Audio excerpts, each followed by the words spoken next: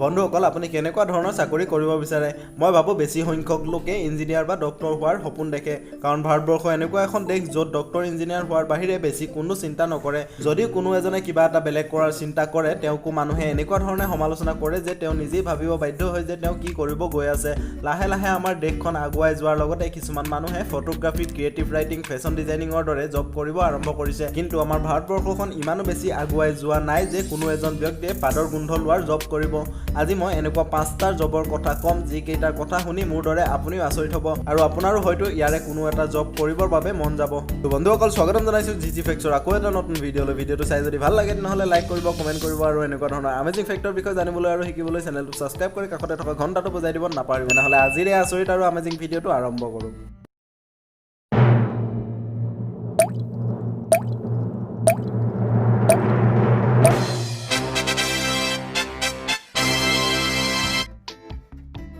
বন্ধুসকল পাদৰ গোন্ধ লোৱাটো চাইনাৰ এটা ৰিয়েল প্ৰফেচনেল জব হয় যাৰ এনুৱেল ইনকম হৈছে $50,000 মানে 35 লাখ টকা প্ৰতি বছৰত পাত গোন্ধ লোৱা মানুহৰ কাম হৈছে তেওঁলোকে মানুহৰ পাত গোন্ধ লৈ পেটত কিবা ইনফেকশ্যন আছে নেকি কোৱাটো অবিশ্বাস্য যদিও এইটো সত্য এনে কৰা মানুহৰ বাবে এলকহল আৰু স্মকিং কৰাটো নিষেধ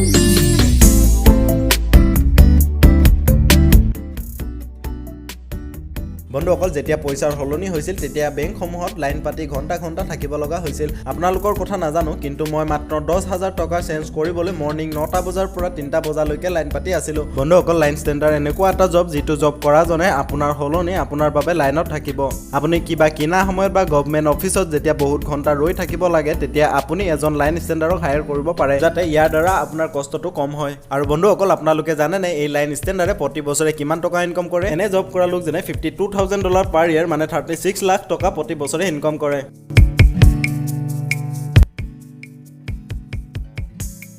বন্ধুসকল ফুড ইণ্ডাষ্ট্ৰীত কেৱল হিউমেন ফুড টেষ্টাৰে নহয় পেট ফুড টেষ্টাৰো ৰখা হয় কাৰণ মানুহৰ দৰে পোহনীয়া জীৱ জন্তুবোৰৰ বাবে বনোৱা খাদ্যবোৰ এই জীৱ জন্তুটোৰ বাবে উপযোগী হয়নে নহয় সেইটো চোৱাটো মানুহৰে দায়িত্ব এনেকুৱা ধৰণৰ জব কৰা ব্যক্তিজনে সেই খাদ্যবোৰ নাখায় কিন্তু মুখত লৈ আৰু অলপ চুবাই চেক কৰে যে সেই খাদ্যটো উপযোগী হয়নে নহয় আৰু সেই জীৱ জন্তুটোৱে খাব নে নাখাব কিন্তু এই জবটো যিমান চিম্পল বুলি ভবা হয় সিমান চিম্পল নহয় কাৰণ ইয়াৰ বাবে টেষ্টৰ ওপৰত বহুত ভাল জ্ঞান থাকিব লাগিব আৰু সেইবাবে হয়তো প্ৰতি বছৰে এওঁলোকে 60 লাখ টকাতকৈও বেছি ইনকম কৰে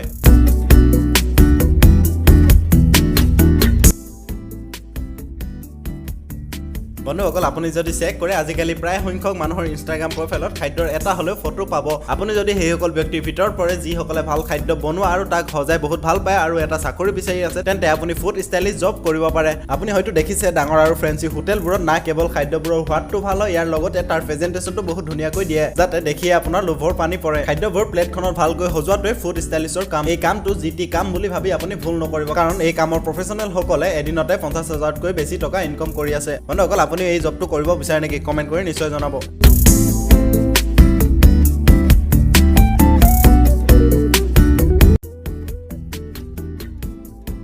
বন্ধুসকল সকলো মানুহ ইমানো সৌভাগ্য নহয় যে সকলোৰে ওচৰতে মৰম কৰা মানুহ থাকিব আমি গম পাইছিলোঁ যে পইচাই সকলো কিনিব পাৰি কিন্তু সুখ কিনিব নোৱাৰি কিন্তু এতিয়া হয়তো সেইটো প্ৰব্লেমো সলভ হৈ গৈছে কাৰণ যদি আপোনাক মৰমৰ দৰকাৰ আছে তেন্তে আপুনি এগৰাকী প্ৰফেচনেল স্নাগলাৰক হায়াৰ কৰিব পাৰে এই গৰাকীয়ে আপোনাৰ সৈতে বহু সময় কটাবলৈ সাজু থাকে ইয়াৰ বাহিৰে ঘণ্টা ধৰি আপোনাৰ সকলো কথা শুনি থাকিব আৰু আপোনাৰ লগতে দুখো কৰিব আৰু আপোনাক সেইখিনি সুবিধা দিব যিখিনি কেৱল এগৰাকী মানুহে দিব পাৰে এই স্নাগলাৰে প্ৰতি বছৰে 5 কোটিতকৈও অধিক টকা ইনকম কৰে আচৰিত নহয় জানো কেৱল এজন মানুহৰ হাক কৰাৰ বাবে ইমান টকা পায় এই স্নাগলাৰ সকলেও ট্ৰেইনিং ল'ব লগা হয় য'ত মানুহৰ লগত মৰমেৰে কেনেকৈ কথা পাতিব লাগে আৰু কেনেকৈ কেয়াৰ কৰিব লাগে সেইটো শিকোৱা হয় আৰু এইটোৰ ফলত সুইচাইডৰ দৰে ঘিননীয়া কামবোৰো বহুত পৰিমাণে কমিছে বন্ধুসকল ওপৰৰ জব কেইটাৰ ভিতৰত আপোনাৰ কোনটো জব ভাল লাগিল কমেণ্ট কৰি নিশ্চয় জনাব তেনেহ'লে বন্ধুসকল আকৌ লগ পাম নেক্সট ভিডিঅ'ত এনেকুৱা কিছুমান আমেজিং ফেক্টৰ সৈতে তেতিয়ালৈকে বাই